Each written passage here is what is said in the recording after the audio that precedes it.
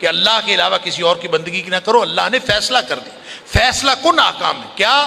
اللہ کے علاوہ کسی کی بندگی نہ کرو، شرک کی ممانعت کی، وبالوالدین احسانا، اور والدین کے ساتھ احسان کیا کرو.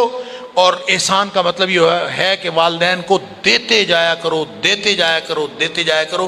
قرآن نے بار بار جہاں اللہ کی بندگی کا ذکر کیا، ساتھ والدین کے ساتھ احسان کا ذکر کیا. اور والدین کے ساتھ احسان کا معاملہ یہ ہے کہ صرف دینا ہے، یہ نہیں سوچنا کہ والدین نے ہمیں کیا دیا. ایک ہوتا ہے عدل، عدل کا مطلب ہوتا ہے حقدار کا حق دینا. تو والدین کا حق کتنا ہوتا ہے اولاد پر؟ اللہ اکبر. وہ کسی شخص نے پوچھا تھا نا، اللہ کے رسول صلی اللہ علیہ وسلم، میرے چھوٹے چھوٹے بچے ہیں، میری اپنی فیملی ہے، میرا باپ میری جائیداد میں سے حصہ مانگتا ہے، تو آپ مجھے بتا دیں کتنا حصہ. اس کا خیال ہوگا کہ نبی کریم صلی اللہ علیہ وسلم بتا دیں گے 10%، 15%، کوئی 20%، کچھ نہ کچھ والد کو دے دیا کرو. کوئی شرح مقرر کر دیں گے. اس کا خیال یہی ہو. مال اس کے لیے کیا ہے؟ اللہ.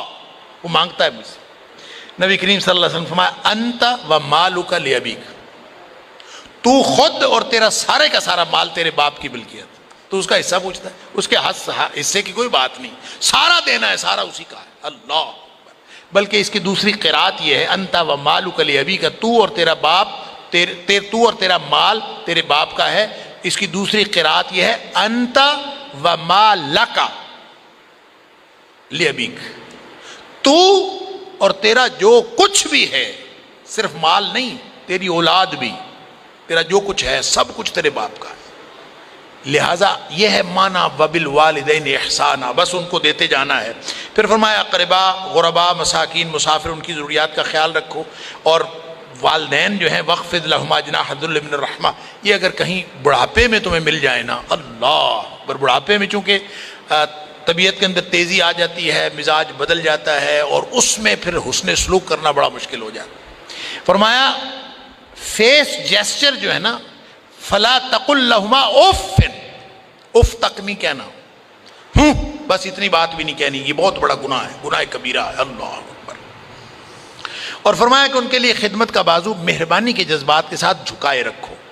اس کا کیا مطلب؟ وخفض لہما جناح الذل من الرحمہ، خدمت کا بازو رحمت کے جذبات کے ساتھ. یعنی یہ نہ ہو کہ خدمت کر رہے ہو لیکن ناگواری کے ساتھ کر، نہیں، خوشگواری کے ساتھ والدین کی خدمت کرنی. سبحان اللہ.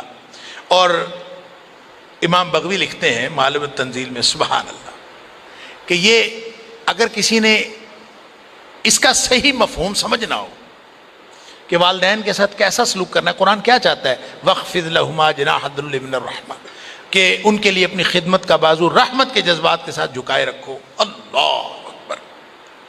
تو وہ فرماتے ہیں کہ جیسے خطا کار نوکر، وہ نوکر جس سے خطا ہو گئی ہو اور اس کا جو آقا ہے وہ سخت گیر ہو، یعنی انتہائی سخت گیر آقا ہو، اور نوکر بیچارے سے غلطی ہو گئی ہو، تو وہ اپنے آقا کے سامنے کیسے جائے گا؟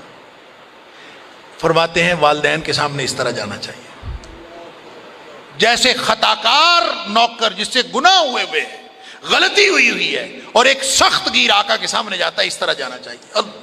اللہ تعالیٰ ہم سب کو والدین کی قدر کرنے کی توفیق عطا فرمائے.